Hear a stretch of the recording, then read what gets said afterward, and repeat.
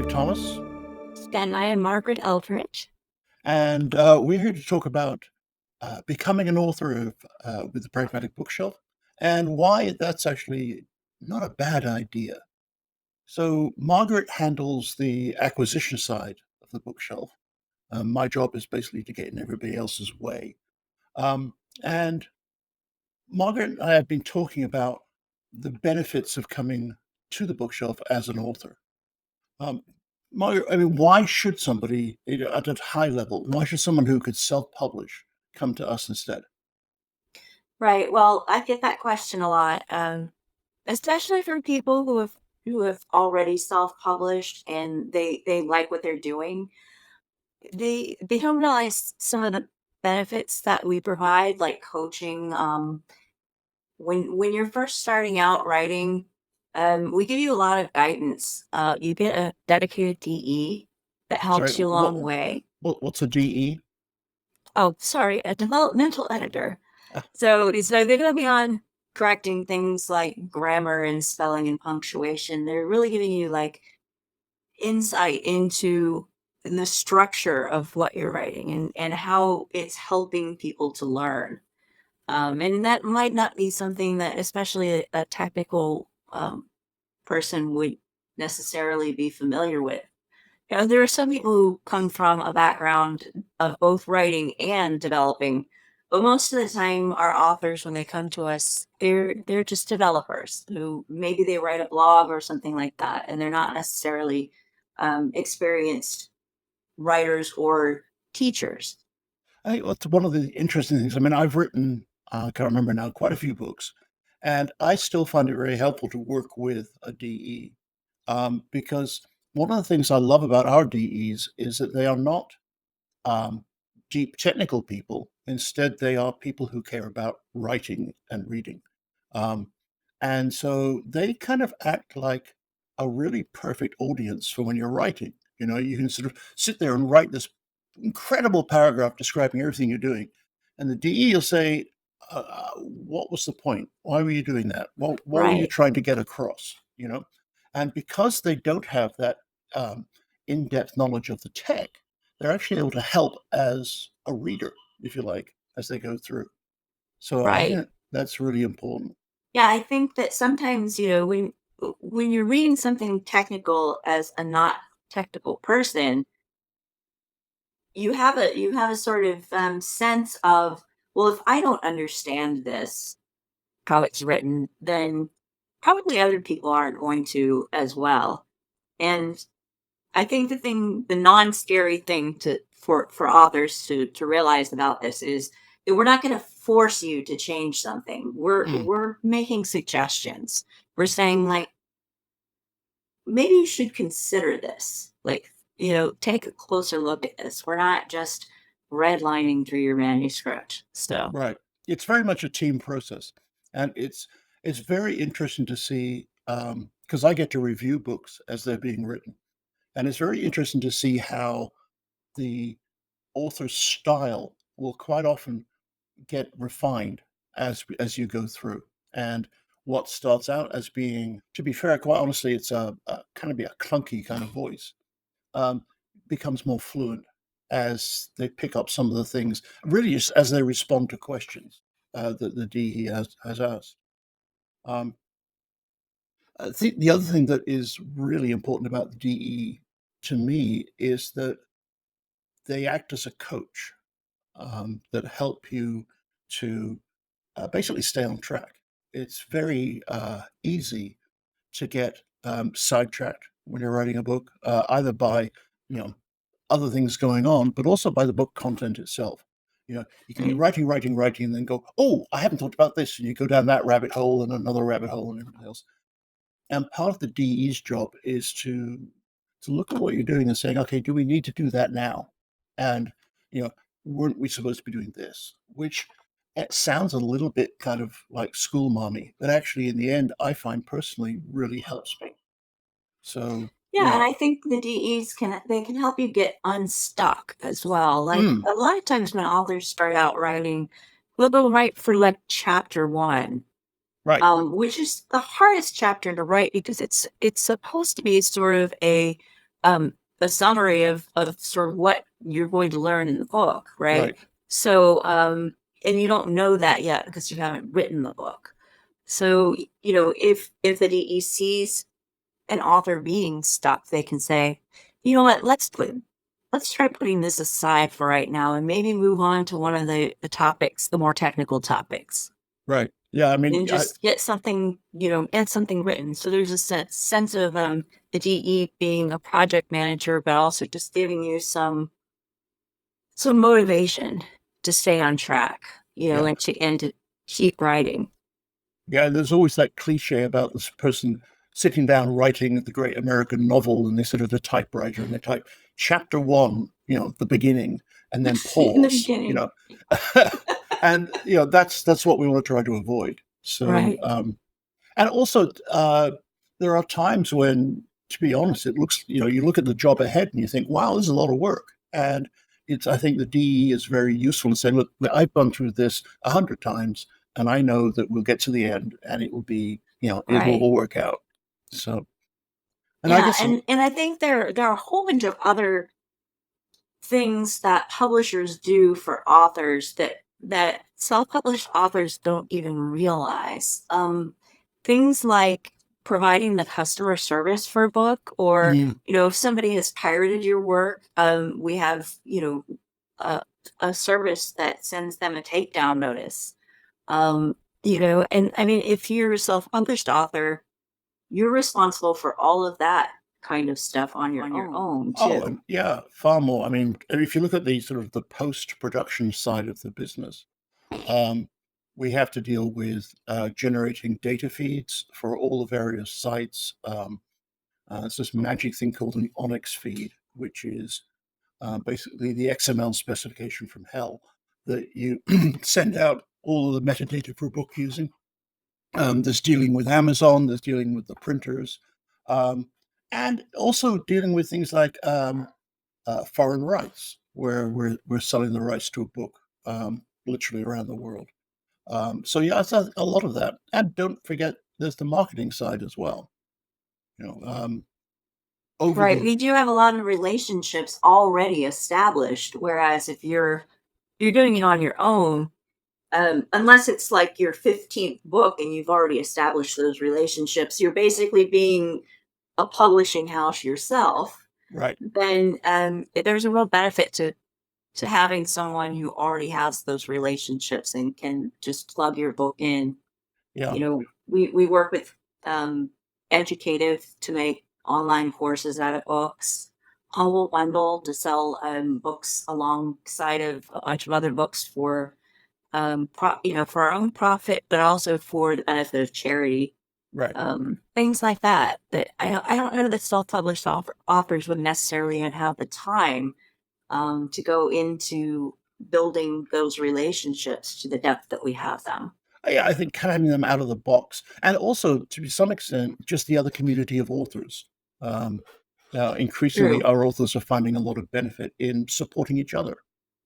I mean, between them, they have a bigger audience than any one person actually has, and that really does help.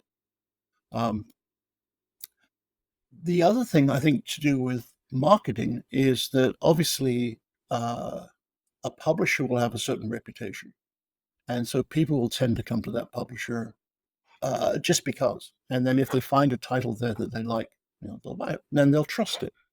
Um, One of the things that publishers, or one of the nice things about the Pragmatic Bookshelf, is that every now and then you read people who say, oh, if I see a book is from, and then they'll list two or three publishers, then I'll know it'll be good, and that really does help. Um, I saw a tweet about that the other day.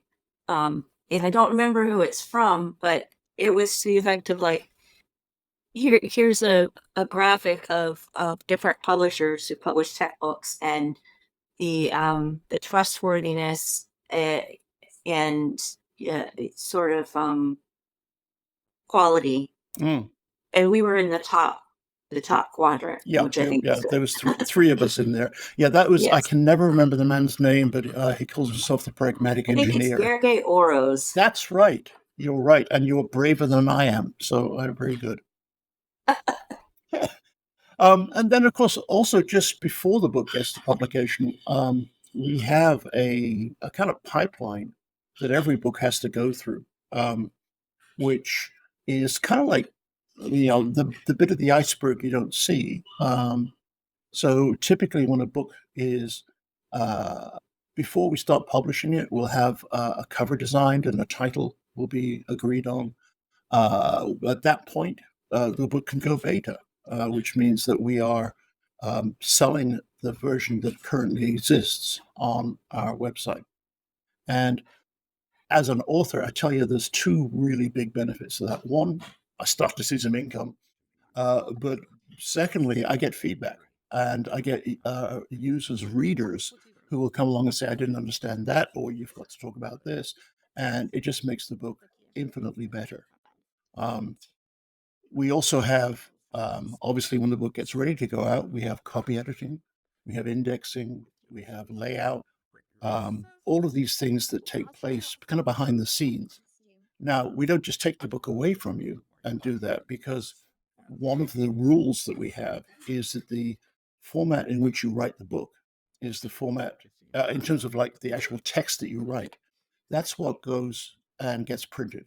We don't take it and then convert it into some typesetting program like FrameMaker or something. And that means that as it's being indexed, as it's being laid out, you still have access to all of the content that you've produced. It's just being marked up with this extra stuff. And that means that you can actually get involved right the way up to the day it goes to the printer and make changes. Um, in fact, even post going to printer, if there was like some typos you want to fix, then we can update those. And the next time it gets printed, it will have those typos fixed. So I think that's a big benefit. You know what we should talk about that I think is the big benefit of working with us in particular is the review processes we have in place. Because it's we have access to a whole database of technical reviewers that we use. And I know when I develop a book myself, I will get anywhere between 5 and 10 technical reviewers Yeah. to look at the book. And at two different points, usually at about 50% and then at 100%. But we also have a whole bunch of other processes for getting back on the book, like our beta books, for example. Do you want to maybe Sure. tell In fact, people about that? that's really interesting because I was jotting down some notes before this call, and I realized that a lot of the processes that we've evolved to over time are all to do with feedback and iteration. So our book development process, a lot of publishers will have this thing where they will say, okay, this is going to be a 12 chapter book. And so you're going to write a chapter a month. And, we expect you to get delivered. And then we'll take it away and we'll edit it. And at the end of the next month, you can look at those. And it's a linear process, Mhm. um, which is very much like the way software used to be developed when we had the waterfall Right. model, right? Which is bang, bang, bang, bang. And what we do is very, very iterative. So we have these things called story maps, where uh, it's a way of trying to work out what a section of the book is trying to do for the reader. In what way are we moving the reader forward in their journey? Hence the name map. And so that's like the start of an iteration. And then you'll be iterating with your DE to create the content that goes along with this story map. And then at a kind of a slightly higher level, you'll be interacting with the executive editor who will be helping you with bigger picture things. But again, it's an iteration that will take place periodically. Then we'll have a 3 chapter review, which is a kind of a slightly bigger iteration. And then we'll have the technical reviews that go on. We'll have other people reading it. It'll just get bigger and bigger, but all the way along, we have this iteration, which is really cool. And as you said, probably the most significant iteration is when we put the book up for sale on the website. And we do that before the book is finished, before it's been laid out, before it's been copy edited. And typically when it's about, I don't know, 60, 70% complete. And what that means is that you're getting people's eyeballs on your work.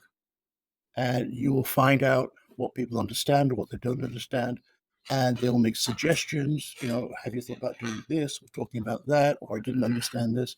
And all the way along, again, it is just feedback that you're picking up. And I think that's it's really interesting that almost all of our processes have evolved into some part of a feedback loop. Right. And I think what you end up with is a very high quality book.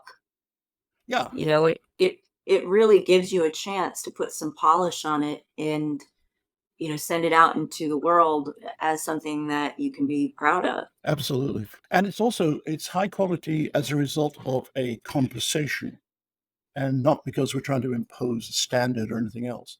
So it's high quality because the author and the DE and the people here and the audience have all read through it and all want to discuss it and all want to just have a chat.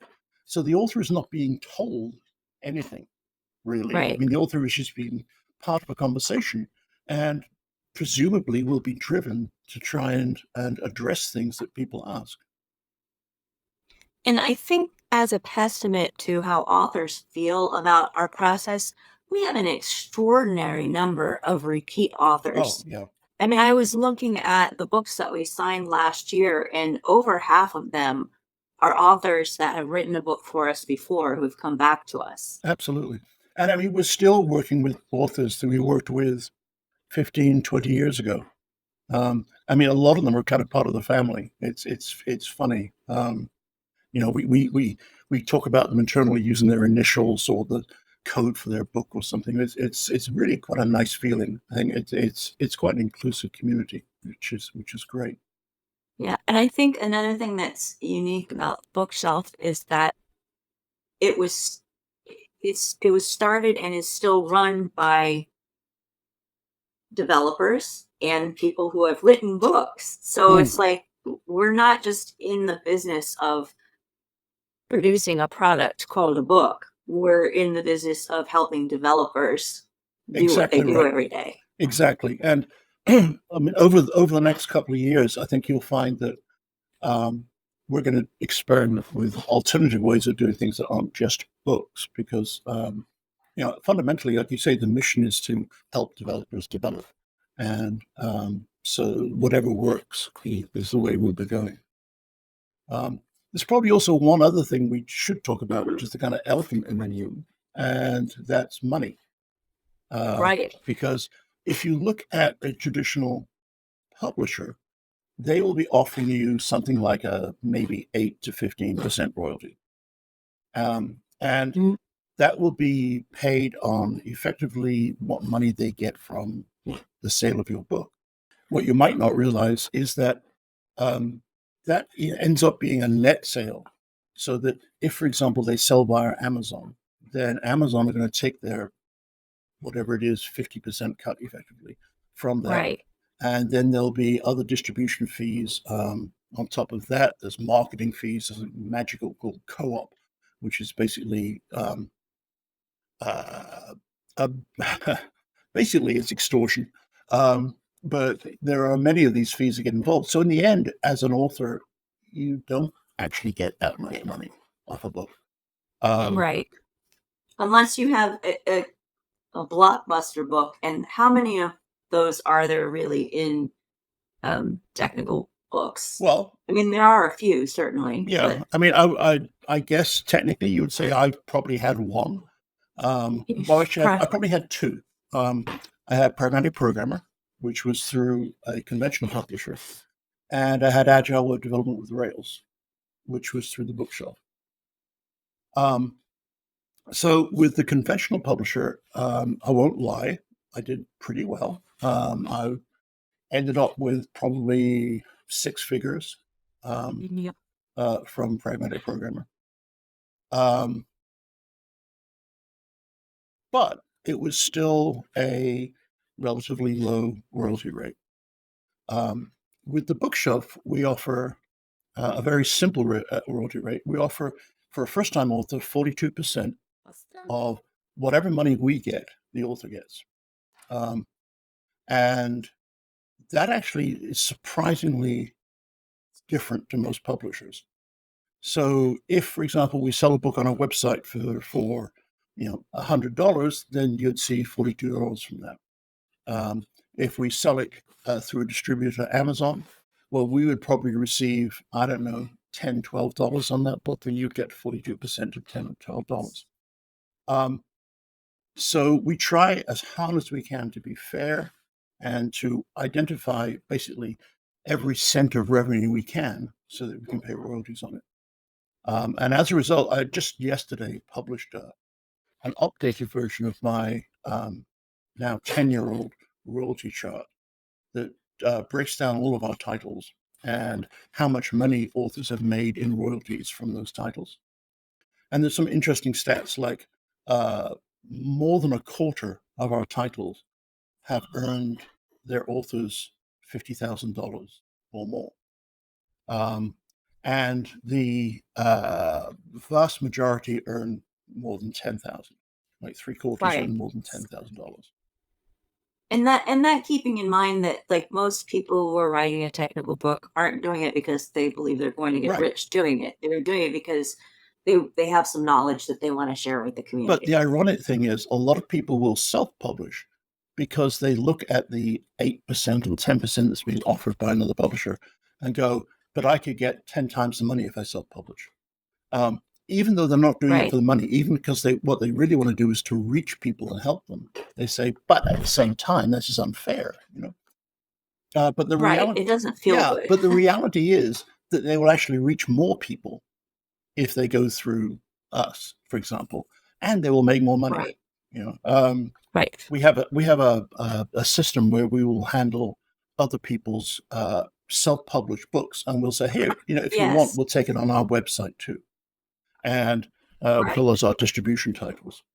And people, Yeah, and I that's a really good option for people who, I mean, there are a number of reasons that people decide that they just don't want to go through a traditional publisher. Maybe it's because they've already got the book ready right? already.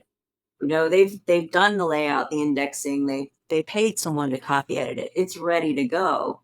And they just want to get it out there. And it does take a while if you're going through our process, because it is an iterative process and there are a lot of people involved that are giving you feedback. So if it's a matter of I've produced this high quality book and it's ready to go and I just want to get it out there, it may still be a good match for us as a distribution. And we have I'm probably going to get in trouble for saying this because I just destroyed one of our negotiating points. But we have a thing where if an author is concerned that they'll get less money going through us than just sticking it up themselves, we'll say we'll do it for a month, and if at the end of that month we have made less for you, in terms of your cut, if we've made less for you than you made on your own in the previous month, then it's all free and we can just move on. And nobody has ever taken us up on no one's ever claimed that, yeah, we haven't done as well as they did. It's I think it's the best of both worlds in some ways. Having said that, um, I think that given the choice between starting off in self-publishing and going with us, unless you are really, really confident that you can get to the end of this book, still be enthusiastic, and have written the best book you can, then given the amount of work it's going to be for you, I would really, join a team and actually help them help you to do it. I mean, I feel like self-publishing in a way, especially if you're doing it for the first time, is like starting a small business. Mm. There's a lot involved and there's a lot of work and a lot of moving pieces. So it really, especially if you're just getting started writing your first book, it really pays to go with a publisher who can do those things for you and help you through it, I think. I agree. And we have some options where you can start out pretty small. We have an ebook only series called Pragmatic Answers that are 50 pages long. So if you have a fairly narrow topic that you want to talk about, that might be a good way to see like what's it like working with us to write a book. Absolutely. That's a really good idea. Yeah. And in terms of book length, one other thing I'd say is that we are, uh, in the past, we have published a number of doorstop books. And Mhm. that's something we're trying to get away from. We're trying to get down to a more concise, more focused book. Partly because technology is changing so fast. Also, partly because it's a lot easier and it's not a linear process. A 500-page book is way more than twice the effort of a 250-page book, because there are so many other threads that you have to tie together as you grow. So yeah, I think that's a really good point. We're not looking for people to write the next War and Peace.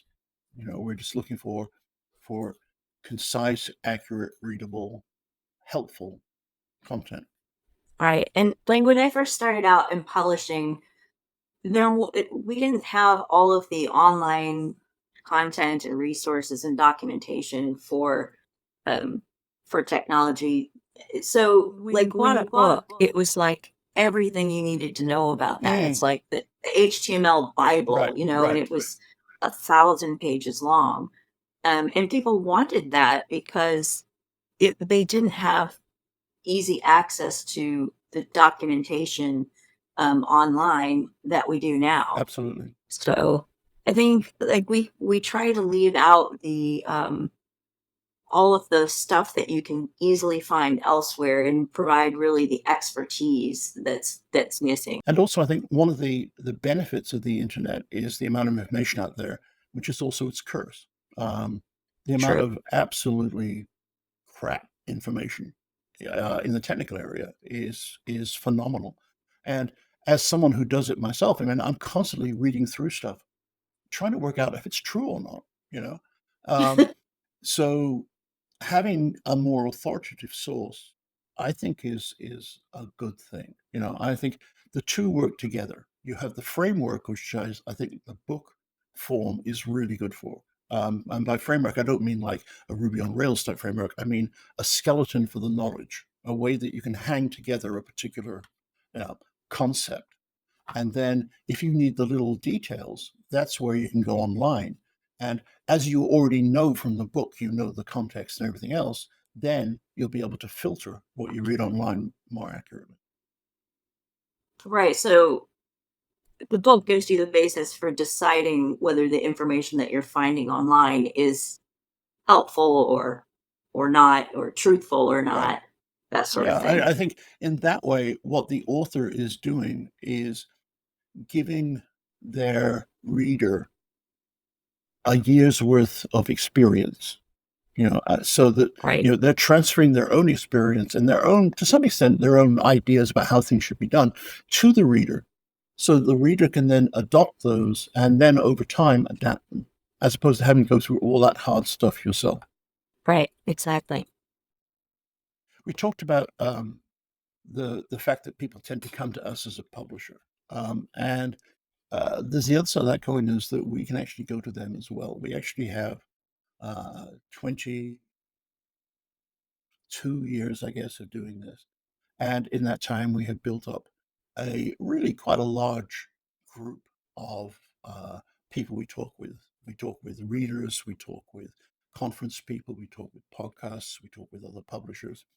And all of those things allow us to get information out about a title or about what we're doing or about some cool technology. Um, you, Margaret, are spend a long time building up a community on Medium of articles of written by Right. authors. They're not We have about 15,000 subscribers on Medium right, that read what we post and there. that's not So, sales. That's just talking about tech and things like that. We have a very enthusiastic group of people on DevTalk, where we've moved some of our book. Interactions, if you like, onto DevTalk, and that's built up well. We have a decent sized mailing list, which sounds kind of old fashioned nowadays, but actually is the probably the biggest single driver of initial interest in a title. Um, so that really helps. Uh, but having said all that, we've also done a whole bunch of research and we found the one thing that really helps a book sell, and that's the author. Um, Right. Fundamentally, the key driver for making a book successful is how much support the author gives to it post publication. Do you go and you talk to podcasts?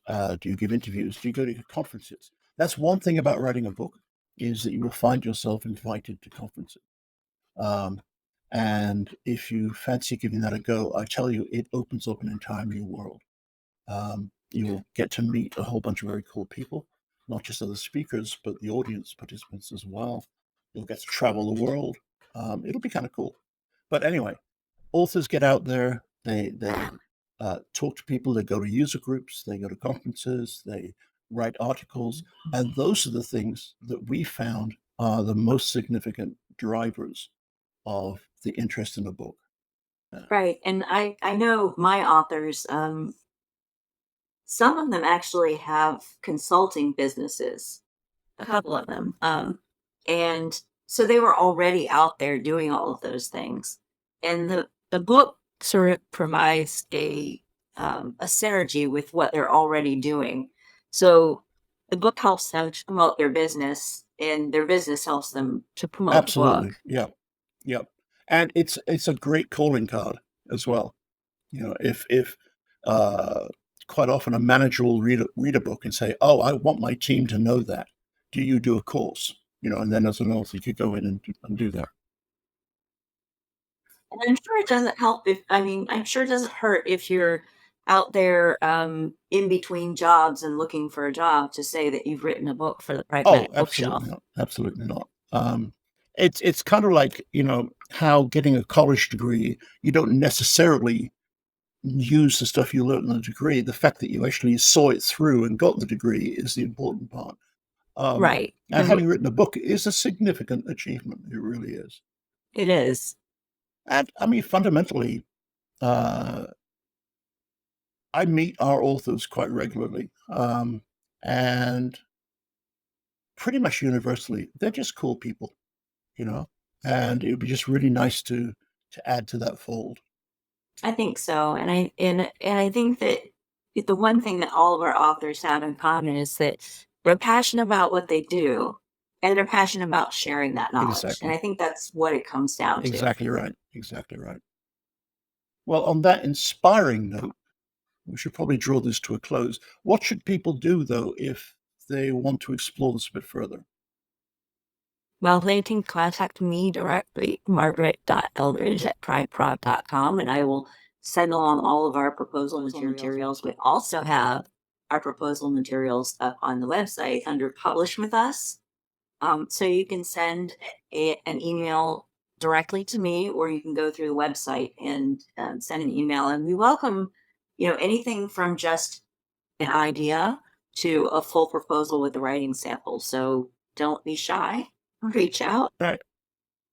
It's not as scary as it might look. It's the start of a very fulfilling process.